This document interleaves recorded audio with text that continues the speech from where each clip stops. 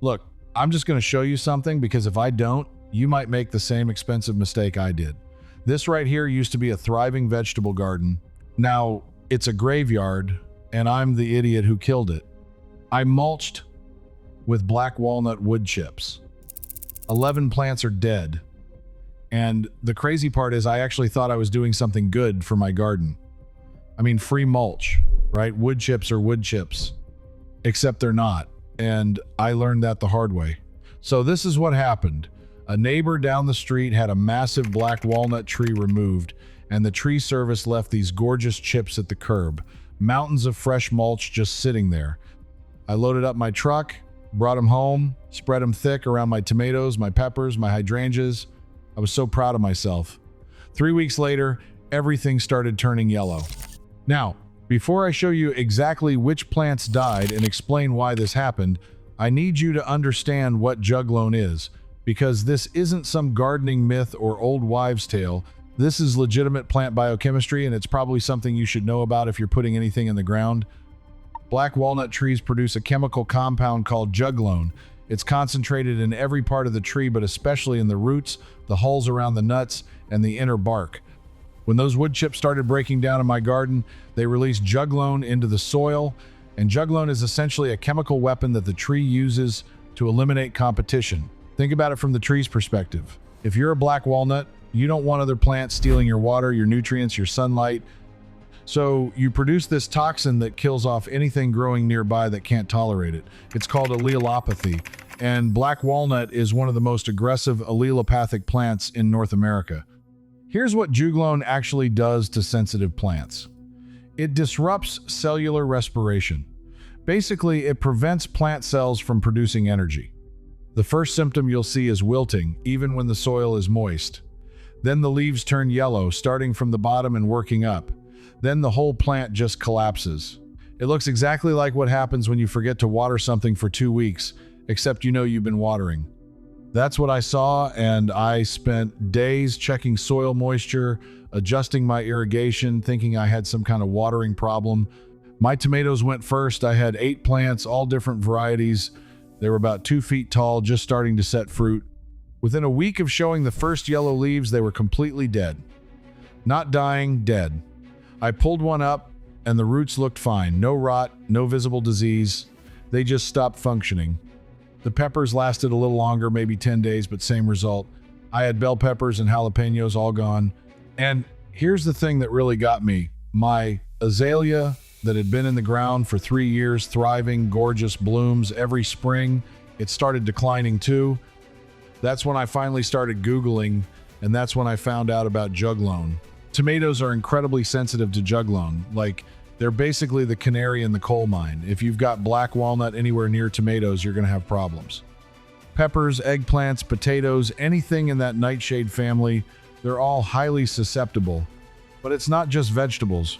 Ornamentals get hammered too. Azaleas, rhododendrons, lilacs, peonies, these are all plants that cannot handle Juglone exposure. I lost a peony that same season. It was 5 years old. You know how long it takes to get a mature peony? And I killed it with mulch. Now, the concentration of Juglone matters. Fresh wood chips from a tree that was just cut down, those are loaded with it. Some sources suggest that Juglone can remain toxic in wood chips for several months or even longer as they decompose. I basically created the worst possible scenario by using fresh chips and applying them thick. But here's what makes this even more frustrating. Not all plants are sensitive to Juglone. There are plenty of things that grow just fine around black walnuts. I've got hostas in another part of my yard that don't care at all. Daylilies, astilbe, lots of ferns. They're all Juglone tolerant. If I'd known this beforehand, I could have used those chips somewhere appropriate. The thing is, black walnut is actually a valuable tree. The wood is gorgeous, the nuts are edible, and in the right setting, it's a beautiful addition to a property. But you have to respect what it does to the surrounding soil. There are documented cases of entire vegetable gardens being wiped out just from being planted within the root zone of a mature black walnut tree. And those root zones extend far. The toxic zone can reach out 30 to 50 feet or more from the trunk.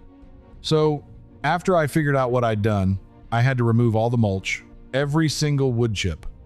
I filled garbage bags for an entire weekend, hauling contaminated mulch away from my beds. Then I had to decide whether the soil itself was still toxic. Juglone breaks down relatively quickly once it's no longer being actively produced, especially in well-aerated soil with good microbial activity. Some research suggests it can degrade in as little as 2 to 4 weeks under ideal conditions, but I wasn't taking chances. I waited 2 months before replanting anything sensitive. I did a test with a few tomato seedlings first.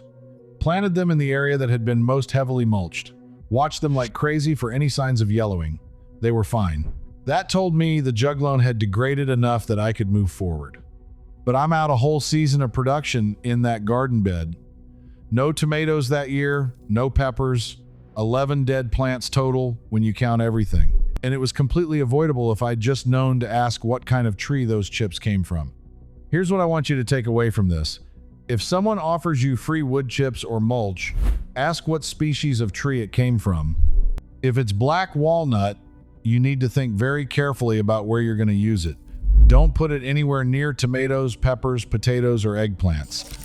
Keep it away from azaleas, rhododendrons, blueberries, apples. The list of sensitive plants is long. You can still use black walnut chips, you just have to use them strategically. Paths are fine. Areas where you're growing tolerant species, no problem. But vegetable gardens, absolutely not.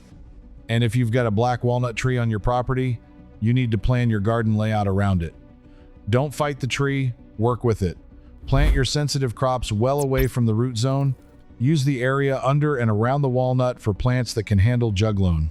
I've also learned that there are people who specifically seek out black walnut mulch because they want to suppress certain weeds. Juglone doesn't discriminate. It kills weeds just as effectively as it kills tomatoes, so there's actually a use case for it in certain situations. The cost of my mistake wasn't just the dead plants. It was the time, the loss of homegrown vegetables for that season, the effort of removing all that mulch. It was a crash course in plant biochemistry that I didn't sign up for but definitely needed. So yeah, that's my black walnut story, free mulch that cost me a fortune. Check your sources, know what you're putting in your garden, and maybe learn from my failure so you don't have to repeat it.